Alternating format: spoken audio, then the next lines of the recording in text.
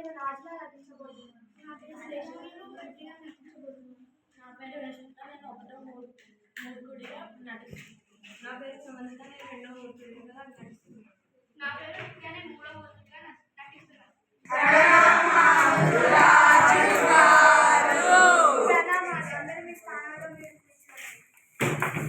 అనగనగా ఒక రాజు, అతనికి ఒక తెలివైన మంత్రి. ఒకసారికి రాజుకి ఒక ఆలోచన వచ్చింది. మన రాజ్యంలో మూర్ఖుల వివరాలు నేను తెలుసుకోవాలనుకుంటున్నాను. ఈ కార్యాన్ని ఎవరు పూర్తి చేయగలరు?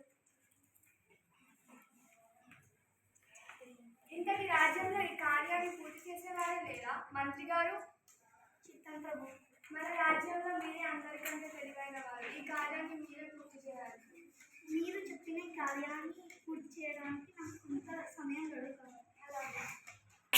కొన్ని రోజులు, వారాలు, నెలలు గడుస్తున్నాయి. రాజు అడుగుతూనే ఉన్నాడు. మంత్రి వెతుకుతూనే ఉన్నాను ప్రభు అని అంటున్నాడు.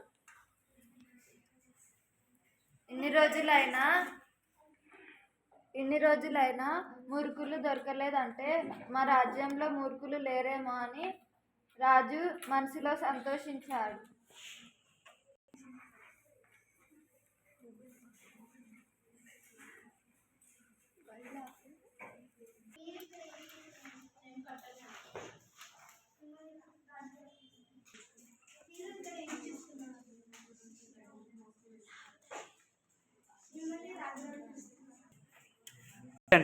మీరు ఇక్కడ ఏమి చేస్తున్నారు? పోగొట్టుకుపోయిన ఉంగరాన్ని మీరు ఉంగరం ఎక్కడ పోగొట్టుకున్నారు?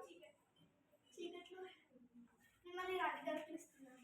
మంత్రి గారు, మీకు అప్పగించిన పని ఎన్ని రోజులు చేస్తారు? నాకు 5 రోజులు మరుసటి రోజు మొదట ముగ్గురిని ప్రవేశపెట్టాను.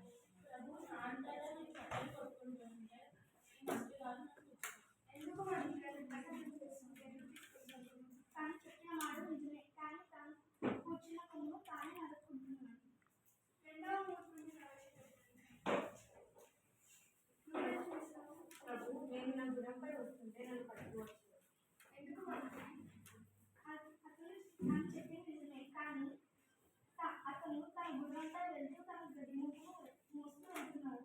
గడిమూపును గుర్రంపై పెట్టవచ్చు కదా, అంటే తన గుర్రం చాలా ముసలిది, నన్ను గుర్రాన్ని మొయ్యలేదు, కాబట్టి నేను గడిమూపును మోస్తున్నాను, నన్ను గుర్రం మోస్తుంది అని అన్నాడు. ప్రభు, నాకు ఒకటిపైన ఒకరాలు ఎత్తుకుందని మంత్రి గారు తీసుకొచ్చారు. అతను ఉంగరం పోగొట్టుకుని బాధలో ఉంటే మీరెందుకు మంత్రి గారిని తీసుకొచ్చారు?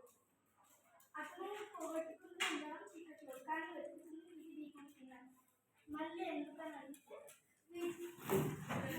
కదా, వెలుగులోనే వెతకాలి కదా అని అంటున్నాం. మరి మిగతా 2 మూర్ఖులు ఎవరు మంత్రి? 4వ వారు మీరు, 5వ వారు మీరు. ఏం మాట్లాడుతుందో తెలుస్తుందా మంత్రి? రాజు మాట్లాడుతున్నా. మీరు అన్ని ముఖ్యమైన పనులను వదిలేసి ఈ మూర్ఖుల్ని కనపెట్టాలని మూర్ఖపు ఆలోచన వచ్చినందుకు మీరు 4వ మూర్ఖులు. మరి నువ్వు? నేను నీకు సలహాలు ఇవ్వడం వదిలేసి 6 నెలలు వృధా చేశాను, కాబట్టి నేను 5వ మూర్ఖులు. నిజాన్ని నిర్వధంగా వారించినందుకు మంత్రి రాజుని అభినందించాడు. నీ ధైర్యానికి నేను